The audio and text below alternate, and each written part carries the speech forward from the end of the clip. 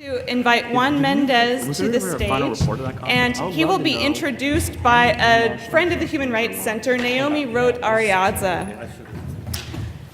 Professor Roth-Ariadza teaches at UC Hastings College of the Law in the areas of international human rights, torts, and environmental law and policy.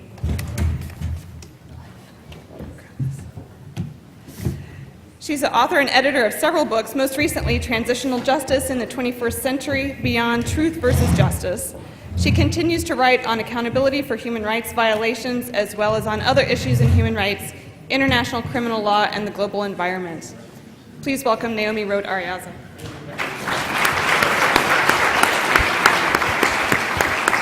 Thank you. It is an enormous pleasure for me to be able to introduce Juan Méndez. Juan, for me, is probably one of the best examples of what it means to be a scholar, an advocate, and an activist all at the same time and over a lifetime.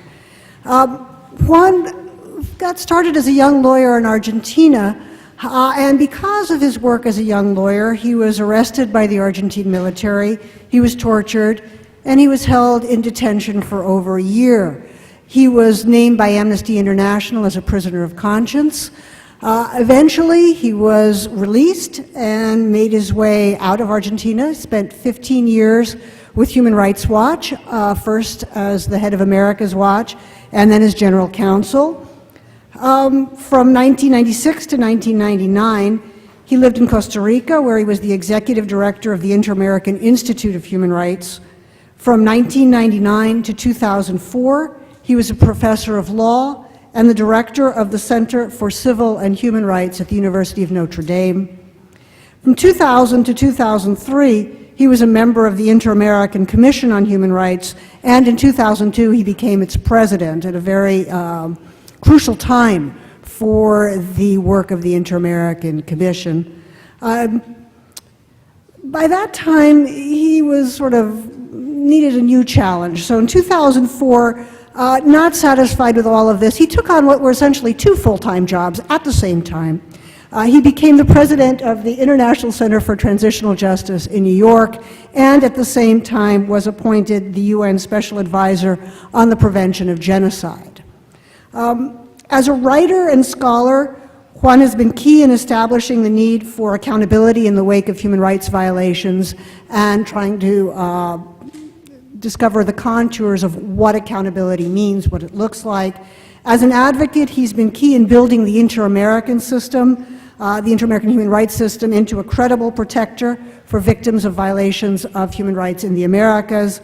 As an activist, he's been constant and steadfast in pushing for the protection of victims and survivors and holding victims and survivors in the center of everything that we do. And to top it all off, he's done all of this with modesty, with kindness, and with a sense of humor. So thank you, Juan. And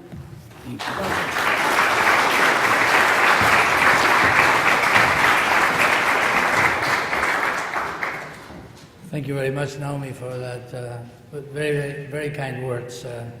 The good thing about human rights work is that you make many very good friends, and then they say good things about you when you need them. I also want to thank the Human Rights Center at the University of California at Berkeley and the other co-organizers of this event for the immense honor of having invited me and to give you these final remarks of this very productive day. During our work today, we have tried to take stock of the current status of responsibility to protect in the international and national context. I should like to add some observations on the discussion that is going on within the United Nations on the operationalization of the concept of responsibility to protect, which reflects many aspects of our discussion today. Let me start first with the general implications of the discussion about R2P for the United Nations as an international organization. Second, I'd like to refer to the legal and conceptual framework of responsibility to protect as reflected in discussions within the United Nations. And finally, I would like to describe some of the challenges that the United Nations is facing in an effort to make this concept operational. Preventing genocide and other forms of mass atrocities in our time has become the ultimate challenge to the international community. We're all ashamed at not having done all we could to prevent genocide from taking place again in the 1990s, despite the lessons we had learned from the early part of the century, from the Holocaust and from World War II. The atrocities of the past, in particular in Rwanda and in Srebrenica, and the collective failure to avert them or respond to them, compel us to take effective preventive action. The foundation of the United Nations is to a large extent linked to a desire to avert the horrors of World War II. The organization's charter reflects an awareness of the interdependence between respect for human rights and international peace and security. Therefore, any failure to prevent massive violations of human rights and humanitarian law carries with it the risk of undermining the credibility and the authority of the United Nations to carry out its work on development and humanitarian assistance in disarmament and other work. In its effort to prevent future failure of the organization in the face of mass atrocity, Secretary General Kofi Annan took steps to make the UN more effective with regards to prevention of and early action on genocide and other mass atrocities. One such initiative was the creation of my mandate as the Special Advisor on the Prevention of Genocide. In another initiative, the Secretary General made responsibility to protect part of his own recommendations to the World Summit in September of 2005 in his report called In Larger Freedom, after the concept of responsibility to protect had been embraced formally by the high-level panel on threats, challenges, and change. For many in government, academia, and civil society, the wording on responsibility to protect in the summit outcome document offers an opportunity for the organization to live up to its purposes as foreseen in the UN Charter. At the same time, some states are concerned that responsibility to protect could be used as a tool for the introduction of regime change. Both sides look at the Secretary General for guidance and support. Outside the United Nations, like today and tomorrow here at Berkeley, civil society and member states discuss the operationalization of R2P and review UN capacities in this regard. The previous Secretary General has referred to R2P in a number of public statements, in particular regarding the situation in Darfur. The new Secretary General has mentioned R2P on several occasions in public addresses and noted the need for the UN to operationalize the concept. It would be important for the UN to draw on external expertise for its internal discussions and connect to the discussion on the possible role of the organization in implementing the responsibility to protect doctrine. In recognition of the importance of the responsibility to protect for the future of international relations, there have been some internal discussions at the UN over how to put the concept in practice. Last May, the Executive Committee on Peace and Security, at my request, proposed a working level discussion on how to make responsibility to protect operational. That working group has been chaired jointly by my staff and by the staff of the Office of the High Commissioner for Human Rights, and it has been at work ever since May of last year and has recently presented in February of this year a report, a preliminary report to the Executive Committee on Peace and Security. That report is now undergoing some revisions and is going to be presented soon to the Policy Committee, which is an instance chaired by the Secretary General himself, at a session that the Secretary General has requested to discuss precisely how to implement R2P. Without quoting from a text that is well known to you, I would like to recall the three-step concept of R2P as reflected in the summit outcome document. First, each individual state has the primary responsibility to protect its own populations from the listed crimes, which also entails prevention. Second, the international community must come to the assistance of states to exercise this responsibility when they are willing but unable to exercise it. It must support the United Nations in establishing early warning and commit itself to building the capacity of states to protect their populations from the listed crimes. The international community also has a responsibility through the United Nations to use appropriate peaceful means to help protect populations. Only if all of these means prove to be inadequate and national authorities manifestly fail to protect their populations is then the international community in that third step prepared to take Chapter 7 action through the Security Council. Deconstructing the wording of the summit outcome document then leads to a number of conclusions for its legal and conceptual framework. R2P is anchored in the framework of international law and the Charter. Responsibility to protect may be an emerging norm in international law, but it is also not a radical departure from existing well-established rules already binding on all members of the international community. It does nonetheless add clarity and precision to those previously existing norms. With the exception of ethnic cleansing, all the crimes referred to in the summit outcome document had previously been defined in international law. We may need, however, to clarify our common understanding of the concrete legal obligations that member states acquire to prevent and punish these crimes and to assess the significance of the reference to ethnic cleansing. In addition, it could be argued that the statement on R2P in the summit outcome document reflects a common interpretation of the Charter by the member states, therefore creating new opportunities for the application of Article 99 and other provisions of the Charter. At the same time, existing international obligations of member states go beyond the narrow focus of the responsibility to protect as articulated in the summit outcome document, such as their obligations relating to the promotion and protection of economic, social and cultural rights, as well as the entire gamut of civil and political rights, refugee law, and so on. In that sense, we must avoid an interpretation of responsibility to protect that would actually result in limiting the obligations of member states in regards to the rights of peoples and persons within their jurisdiction. The three-step concept in the summit outcome document appears to be based on the assumption that peaceful measures and intervention under Chapter 7 of the Charter are complementary, to the extent that when the former are applied, they should reduce the need for the urgency or the intensity of the latter.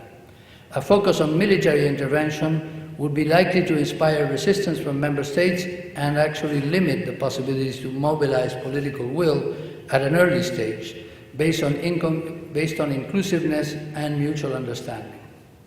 Therefore, the concept of responsibility to protect, as mentioned in the summit outcome, offers an opportunity to make the UN more effective in preventing genocide and other mass atrocities. But we need to equip the United Nations and regional organizations with the tools and mechanisms that are required to protect population at risk in each of the three stages that correspond to the three steps mentioned in the document. Excessive emphasis on measures to react only when states are unwilling to protect their own, that is, excessive emphasis on non-consensual use of force, is not only an incomplete response. It will very often come too late and on occasion do more harm than good. At our exercise within ECPS, we try to identify a repertoire of mechanisms available within the different UN agencies that could be readily applied in any of the three stages. The next and very urgent task is to recognize the gaps that are evident after that catalog of repertoire that are evident today from that repertoire and make decisions to fill them, to fill those gaps. The responsibility to protect concept poses a number of challenges to the UN when trying to make it operational. Let me express some of those challenges as questions that have appeared in our discussion today, as well as the internal discussions that I mentioned are going on at the UN. With regards to the scope of the underlying responsibilities to prevent, to respond, and to rebuild, should measures by the international community be limited to the short-term prevention or halting of the four crimes, or should they include further obligations deriving from economic, social, and cultural rights and collective measures of enforcement?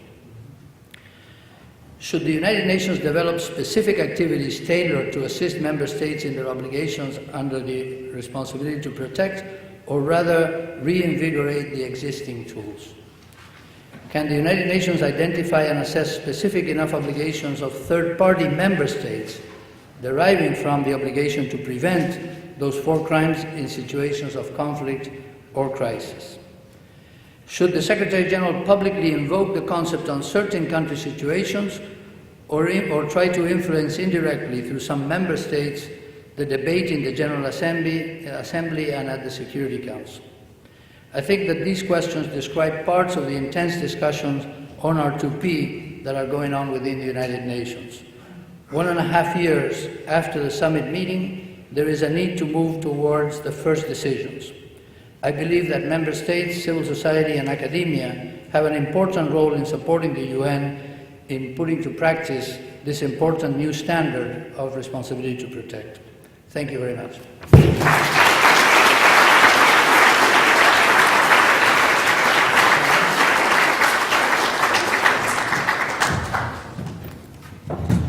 Thank you, Juan. I just have a few closing comments before we all leave here. I just want to extend our hearty thanks again to all of our very distinguished speakers and panelists, starting with Romeo Dallaire last night and through the day today. We've just been really honored and inspired by the people who were before us to speak. The last panel that you heard would send you away with lots of great ideas about what to do next, and I just wanted to echo Mark's wonderful 3-word rallying cry, really, to educate. I want to encourage you to stay informed. There are lots of resources out there now to learn more about R2P. This conference is part of that.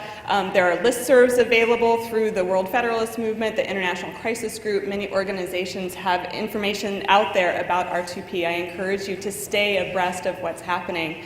Part of that would also be to encourage you to go to the film tonight. There's a new film, a dramatization about the genocide in Rwanda, sponsored by Humanity United and the group that put on the conference today. I encourage you to go. I encourage you to advocate, as Mark said. You heard earlier from Darian, who had the good news that the San Francisco Board of Supervisors passed a resolution endorsing R2P. Also, through some of her good work, we have a mayoral proclamation from the city of San Francisco proclaiming today is R2P Day in San Francisco.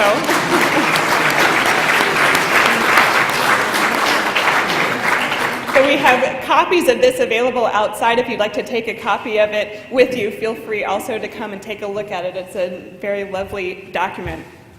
Finally, donate. Support the groups that are working on these anti-genocide efforts. It's really important. You have a starter list among our campus co-sponsors and other organizational partners, but there are many, many groups who are working on this, and to whatever extent possible, I encourage you to share your resources.